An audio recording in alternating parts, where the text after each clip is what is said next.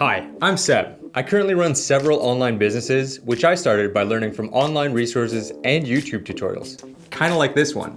Today, I'm going to talk to you about 5 different online business ideas that you can start from home. Let's first dive into dropshipping. Dropshipping is an appealing business model to start with because it's relatively accessible to anyone.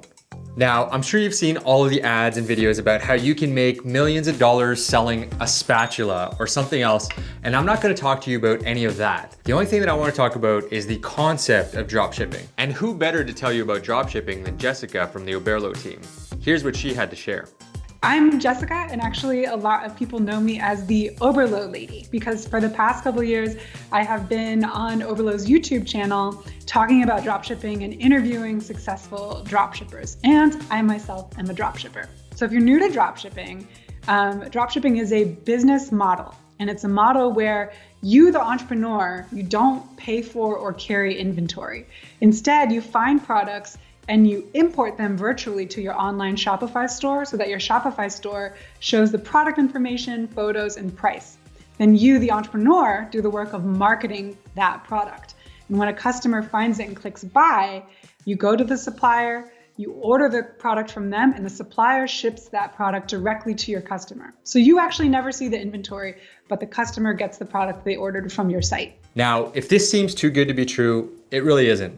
The wholesaler may supply the product to your customer, but you're still responsible for creating the positioning, branding, online storefront, marketing, and customer service. A lot of new dropshippers want to know how they can find winning products. My advice is to think really deeply on what your customers' problems are, and then look for products that creatively solve those problems. Another thing to keep in mind is you want to sell products that are fairly inexpensive because you're selling these products to customers who are going to buy them on impulse. Customers go to Amazon or other big box stores to find products that they already know they need. But when customers are scrolling through Facebook, they're not in shopping mode. That's when they see the dropshipper's ad and they go, oh my gosh, I didn't even know this existed. This pet hair vacuum is perfect. I want to get it. They're not going to look for that anywhere else because they've never seen it before. Dropshipping is worth considering if you've got very little space to operate in or if you're starting with a tight budget. For those of us that are still trying to figure out their business, dropshipping can also quickly help you test and validate different business ideas with very limited downside. This then frees you up to learn more about choosing and marketing in-demand products. To learn more about starting a successful dropshipping business in 2020, check out our free webinar link down in the description below. Now, for all of my passionate designer friends out there who want to do dropshipping, but also want to creatively flex, print on demand could be for you. Print on demand is another dropshipping service that puts inventory, shipping, and fulfillment in the hands of a third-party supplier. But unlike dropshipping, the focus here is on customizing these products with your own designs to create something original. These days, you can print on almost anything. T-shirts, hats, phone cases, hoodies, skirts, tote bags, and more. This method can also work for those of us who are not blessed with design skills. All you need is a good idea and you can find a designer to work with using freelance sites like Fiverr, Upwork, Dribbble, or 99 Designs. Like with anything, there are many considerations to keep in mind when weighing whether or not this model will work for you. With many print-on-demand services, you're paying per product, so the base price per unit will likely be more expensive than if you were to order these in bulk. The upside to this is if certain t-shirt designs don't sell, you haven't actually paid for those items yet.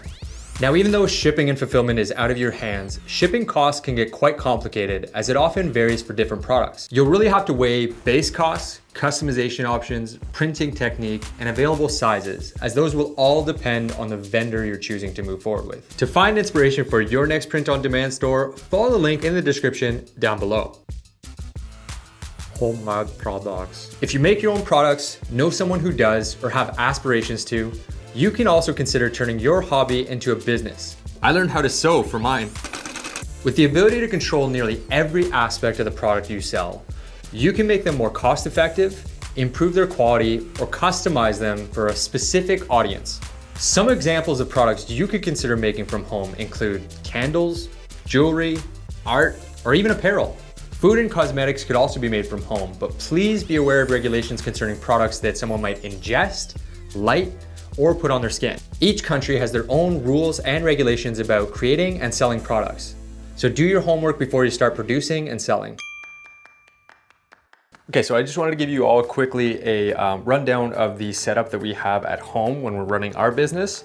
And so we decided that we would need to be really organized with our products, just so that we can make sure that when we get home and we need to ship any orders, we can just get them into a package and send them right off.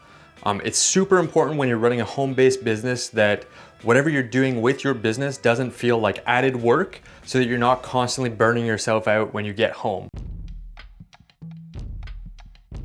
There is nothing more empowering than being able to sell a service or your own expertise. This business model is essentially crafted around who you are and what you know. Creative professionals like designers or marketers might freelance or consult with other companies, juggling multiple clients, often remotely. Others might operate based on appointments and bookings to offer their service to individuals directly. Services are even simpler than products to start selling from home. But the challenge here is going to be how you're allocating your time. Time is money has never been truer than when you're running your service-based business.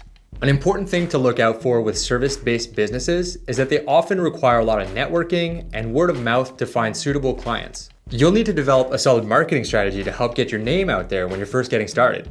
Additionally, you need to be incredibly attentive to customer service initiatives and best practices to ensure that you foster loyal customers who will return time and time again for your business. If you're able to build a small, loyal group of people, you don't necessarily need to have a lot of customers to do well, because depending on the service you're offering, a handful of high-quality clients can be enough to support yourself full-time while working from home. As I mentioned earlier, one of the biggest downsides of running a service-based business is that you're being paid strictly for your skills, time, and effort. Now, to help alleviate some of these potential time issues, you can also productize your service. This means that you create physical or digital products that package up with your expertise and streamline or complement the service that you offer. Some ideas for adding products to your service-based business include courses, designs, digital assets, downloadable reports, digital templates, merchandise, or ebooks. Which, as an added bonus for this business type, means that there will be no physical products to trip over at home. In today's connected world, the ability to build an audience by capturing and keeping them is an asset. And access to that audience is something that businesses are willing to pay for. Whether you choose to grow your following on YouTube, Instagram, or a blog, you have many different ways to monetize your audience. You can do sponsored posts on behalf of brands, you can become an affiliate, you can sell physical or digital products, or you can create a Patreon page. One thing I do want to highlight is that taking an audience-first approach to starting a business means that you're definitely playing the long game. So it might actually be months before you figured all of this out. There you have it. If this video has inspired you to start a business today, let us know what idea you're going with in the comments below. I'm like dreading saying service-based business again.